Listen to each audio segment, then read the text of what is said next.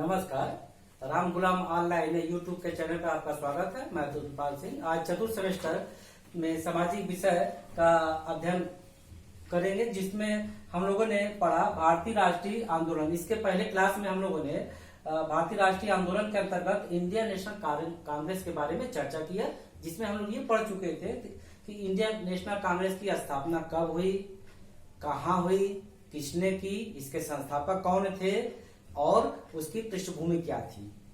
उसकी चर्चा करते हुए आज हम प्रमुख उद्देश्य के बारे में चर्चा करेंगे। इसके पहले पुनः एक बार रिवीजन के तौर पर प्रश्न उत्तर करते हुए आगे बढ़ते हैं कि इंडियन नेशनल कांग्रेस की स्थापना किसने की।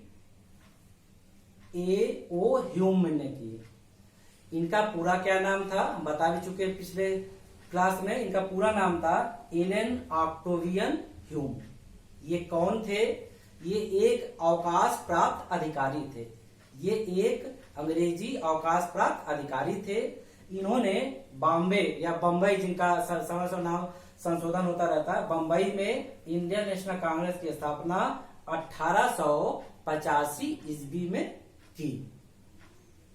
1885 ईस्वी में की। और इस स्थापना के पीछे एक इनका व्यक्तिगत उद्देश्य था कि वो भारतीयों को उग्र ना हो, इसलिए एक ऐसा प्लेटफॉर्म दिए जहां भारतीय बात विचार को जाने। और इस इंडियन नेशनल कांग्रेस को सेफ्टी वाल्व के नाम से भी संबोधन किया गया, या सुरक्षा कवच। प्रश्न भी कभी कभी बन जाता है कि सेफ्टी वाल्व किस संस्था को कहा जाता है? इंडियन नेशनल कांग्रेस को। आइए आज हम कांग्रेस के प्रमुख उद्देश्य का बिंदुवार चर्चा करेंगे, जिसमें पहला बिंदु है देश के सभी भागों के नेताओं को एकजुट करना। जो कांग्रेस की स्थापना का मुख्य उद्देश्य था, जिसमें भारतीयों को भी लाभ हुआ कि उनको ये अवसर मिल गया भारतीय नेताओं को कि जो भी देश के विभिन्न भागों में राष्ट्रवाद नेता थे, देश की आजादी में सहयोग चाहते थे, सामाजिक काम में सहयोग चाहते थे, जनता की सेवा करना चाहते थे, उनको आगे बढ़ाना चाहते थे, वो एकजुट हो सके, उसके लिए उनको एक प्लेटफॉर्म मिला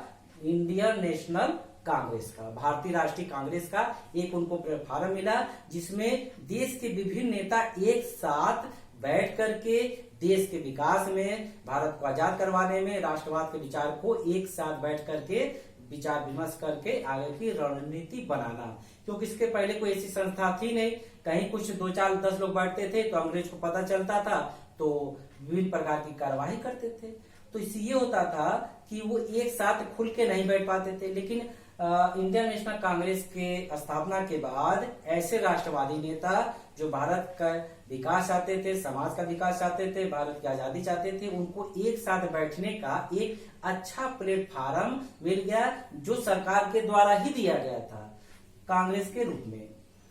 तो वो उस बारे में सोच सकते थे। अगला जो टॉपिक है क्षेत्रवाद, धर्म, जातिगत भेदभाव को समाप्त करना। इस संस्था का एक अन्य ये भी उद्देश्य था, क्षेत्रवाद की हम उत्तर भारत के हैं, हम दक्षिण भारत के हैं, हम पूर्व भारत के हैं, हम पश्चिम भारत के हैं। जैसा कि आज भी बहुत कुछ कभी कभी देखने को मिलता है, क्षेत्र के नाम पर आपस में भेदभाव करना है, आपस में संकीर्ण विचारधारा रखना। तो क्षेत्रवाद को कम करना। इस संस्था जब देश के विभिन्न क्षेत्र से लोग आएंगे, जो भारत है हर क्षेत्र से आएंगे, उत्तर दक्षिण पूर्व पश्चिम, जब हर क्षेत्र से आएंगे तो आपस में मिल बैठेंगे, तो जो क्षेत्रवाद का भाव वो कम होगा। क्योंकि आप सब जानते हैं, अगर हम किसी के साथ कुछ समय रहते हैं तो एक उदाहरण देना चाहेंगे। आप किसी के साथ यात्रा करिए या भ्रमण पर जाइए हफ्ता 10 दिन में, अगर उसके साथ आप दिन भर 24 घंटा रहते, उठना बैठना खाना पीना अन्य गतिविधि होता, तो धीरे धीरे हम उसके बात विचार को जानते हैं और आपस में लगाव हो जाता है और आपस में घनिष्ठता या दोस्ती हो जाती है। तो यही होगा जब एक साथ बैठेंगे ये नेता भारत के विभिन्न क्षेत्रों से, तो क्षेत्रवाद का भाव कम होगा और आपसी लगाव होगा और देश हित में सोचेंगे। धर्म का जो धर्म की जहाँ चर्चा है, जब एक साथ बैठेंगे तो मजबूरी एक साथ रहना, खाना, उठना बैठना रहेगा, तो धर्म धीरे धीरे जो धर्म के नाम पर भेदभाव होता था उसमें कमी आएगी। जातिगत भेदभाव भी समाप्त होंगे, जाति उसमें रहेगी नहीं। जब एक साथ बैठेंगे, दोस्त मित्र रहेंगे, एक सहयोगी नेता रहेंगे, राष्ट्र हित में काम करेंगे, तो ये सब चीज गौण हो जाती है। तो इसका ये भी पक्ष था कि क्षेत्रवाद कम होगा, धर्म के प्रति संकीर्ण विचारधारा नहीं आएगी और जातिगत भेदभाव को कम करने में कांग्रेस का प्रमुख योगदान रहेगा। अगला है भारत की समस्या पर परिचर्चा करना। अब भारतीय नेताओं को एक ऐसा प्लेटफॉर्म मिल गया जहां बैठ करके वो देख सके कि तत्कालीन भारत में, उस समय भारत में जो समाज में कौन सी समस्या जटिल है, कौन सी समस्या कठिन है, जो भारतीयों को परेशान कर रही है या भारतीयों की समस्या है। बहुत सी ऐसी समस्या भी थी जो शायद नेता तक नहीं पहुंच पा रही थी। तो अब क्या होगा, जब एक संस्था बनेगी तो जो भी भारतीय लोग थे अपनी बातों को, अपनी समस्या को, अपनी कठिनाई को इस संस्था तक पहुंचाएंगे, लिखित माध्यम से, मौखिक माध्यम से। ये भी व्यवस्था थी कि आपको कोई बात कहना तो आप लिखित रूप से एक आवेदन देकर अपनी बातों को, अपने समस्या को इस संस्था तक पहुंचा सकते हैं। तो भारत की जो समस्या पर परिचर्चा करना इसका एक प्रमुख उद्देश्य भी था।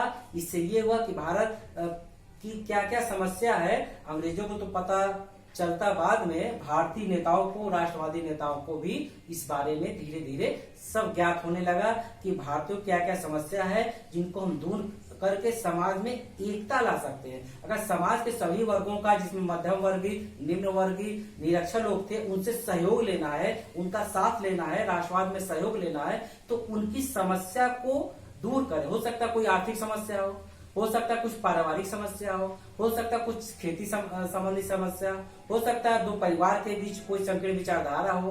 तो इन बातों को जब दूर करेंगे तो वो सभी लोग एकजुट होकर के समाज के बारे में, देश के बारे में सोचेंगे और इस संस्था से जुड़ेंगे। और जो राष्ट्रवाद के नेता हैं उनसे जुड़ेंगे तो राष्ट्रवाद के नेता और जो मध्यम वर्गीय समाज के लोग थे उनसे सीधा संपर्क होने लगेगा। और जब कांग्रेस उनकी समस्याओं को सुनेगी और अपने स्तर से दूर करने का प्रयास करेगी और कुछ स्तर तक करेगी भी, तो वो सभी लोग इसके प्रभाव में रहेंगे और इनकी हर बात को देश हित में सुनेंगे और मानेंगे। एक ये भी इनको एक अच्छा उद्देश्य मिल गया कि भारत की समस्याओं पर परिचर्चा करना, जो समय समस्या बनेगी। अगला टॉपिक है कि अंग्रेजों से भारतीय रियासत पाने के लिए एक कार्य योजना बनाना। इस संस्था द्वारा एक ये भी योजना बनाई गई कि भारत, उस समय बहुत से रियासत थे, बहुत से राज्य थे जो अंग्रेजों के अधिकार क्षेत्र में थे, उनको पुनः कैसे पाया जाए, उसके लिए एक कार्य योजना बनाई गई, एक पूर्व योजना बनाई गई। इन बुद्धिजीवी वर्ग के विचार विमर्श से कि अंग्रेजों से किस प्रकार भारतीय लोग जो रियासत अंग्रेज अधिकार कर लिए उनको पुनः कैसे हम अपने राज्य में पाए, अपने अधिकार में ले, अपने को प्राप्त करें। तो इनको एक ऐसा प्लेटफॉर्म मिल गया था जहां वो देश हित में, वो चाहे समाज हो या रियासत संबंधी हो या किसी क्षेत्र में, ये बैठ करके विचार कर सकते थे, सोच सकते थे, उनके भारत हित में विचार करते हुए एक अच्छी योजना बना सकते थे। उपनिवेशवादी विरोधी विचारधारा को प्रोत्साहन व समर्थन देना।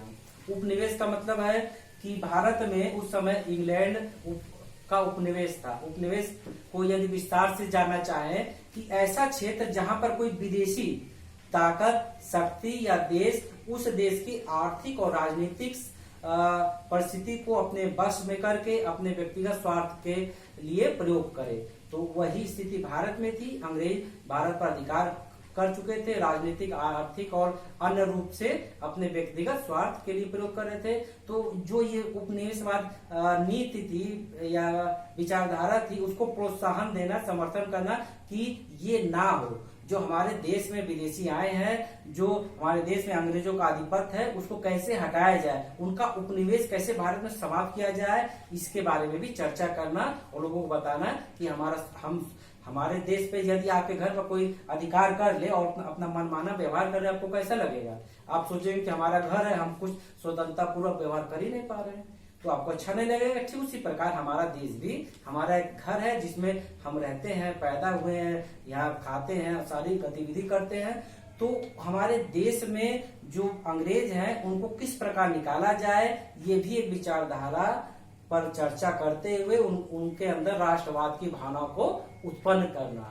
जब सबका समाज का अधिकतर लोगों के अंदर राष्ट्रवाद, देश प्रेम की भावना उत्पन्न होगी तो निस्वार्थ भाव से बिना किसी भेदभाव के एकजुट हो जाएंगे। जैसे हमेशा कहा जाता है ये अलग है, इसको हम तोड़ सकते हैं, लेकिन यही 5 हो जाएंगे, एक साथ हो जाएंगे तो ये एकता बन जाती, मुट्ठी बन जाती, ताकत बन जाती। वही भारतीयों को आवश्यकता थी एक ऐसे रहनुमा की, एक ऐसे प्लेटफार्म की जो उनको एकता के रूप में लाए। अगला टॉपिक है भारतीय राष्ट्रवादी भावना को प्रोत्साहन देना एवं प्रसार करना। इस प्लेटफार्म में जो भारतीय राष्ट्रीय आंदोलन था, भारतीय राष्ट्रीय आंदोलन के अंतर्गत इंटरनेशनल कांग्रेस संस्था थी, वो भारतीय राष्ट्रवादी भावना को प्रोत्साहन देती थी। प्रोत्साहन का मतलब देश प्रेम से संबंधित विभिन्न क्रियाकलाप को करती थी, लोगों से मिलती थी, लोगों के बाद विचार को जानती थी, फिर उनके अंदर राष्ट्र प्रेम की भावनाओं को जगाती थी और ये बताती थी कि भारत हमारे क्या है, हमारी माता है, हमारी धरती है, हम इसके पुत्र हैं, ये हमको अन्न और घर आदि सुख सुविधा देती है, इसलिए हमको इसकी रक्षा करना चाहिए। यदि कोई दूसरा हमारे घर यानी देश में आ जाए तो उसको हमको बाहर निकालना चाहिए। तो राष्ट्रवाद, देश प्रेम से संबंधी बातों को जन जन तक पहुंचाती थी। अगर किसी से सीधे अगर लोग कहते भारतीय राष्ट्रीय कांग्रेस के लोग कि चलो हमारे साथ देश के साथ लड़ो, तो शायद मध्यम वर्गीय और निम्न वर्गीय निरक्षर लोग थे, उनके भाव को नहीं समझ पाते क्योंकि जानते नहीं। लेकिन जब उनके धीरे धीरे भाव को उत्पन्न करेंगे देश प्रेम के प्रति, धरती के प्रति और अंग्रेज के विरुद्ध कहेंगे कि ये विदेशी हैं, हमारे देश में आए हैं, अधिकार किए, हमारे पर अत्याचार कर रहे हैं। उसके पहले 1857 के विद्रोह में देखा भी जा चुका है कि अंग्रेजों ने विभिन्न प्रकार के अत्याचार किए, जिसमें कुछ जमींदार वर्ग, राज परिवार के लोग और किसान लोग आदि रहे हैं। तो उनको जब ये उदाहरण बताएंगे तो उनको लगेगा कि जो अंग्रेज हैं विदेशी हैं, क्रूर है और भारतीयों का शुभ नहीं चाहते हैं, इनको हमारे देश से बाहर निकालना है और हमारे देश को आजाद कराना है। उसके लिए ये प्लेटफार्म भारतीय राष्ट्रीय कांग्रेस का अति उत्तम था। अब ये जो स्थापना हुई थी ये अंग्रेजों ने किया था व्यक्तिगत स्वार्थ के लिए कि भारतीयों के बाद विचार को जाने, उनका विद्रोह को रोका जा सके जो आने वाले भविष्य में ना हो। इसको इन्होंने सेफ्टी वाल्व, ये बार बार कह रहे हैं, ये प्रश्न महत्वपूर्ण है, ये शब्द महत्वपूर्ण है, सेफ्टी वाल्व या सुरक्षा कवच के नाम से उन्होंने पुकारा कि ये ऐसा सुरक्षा कवच है कि सीधे अगर कोई सीधे आके टकराएगा तो नुकसान होगा, सीधे आके ना टकरा के सीधे आएगा अपनी बात को इन तक पहुंचाएगा और ये अंग्रेज तक पहुंचाएंगे। तो जो उनका तूफान था, उद्गार था या विरोध था वो कम होगा कि अपनी बात हम रखे हैं, कुछ होगा कुछ होगा कुछ होगा।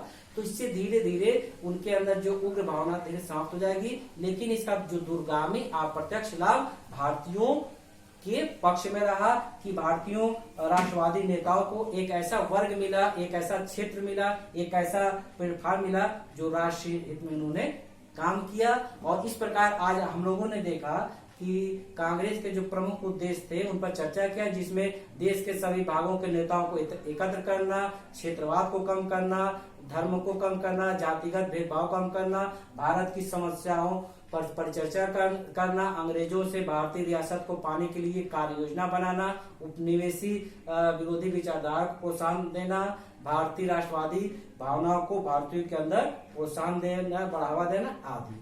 अब अगले क्लास में हम इसके आगे कांग्रेस की विचारधारा के बारे में चर्चा करेंगे और आज का क्लास यही समाप्त करते हैं। नमस्कार।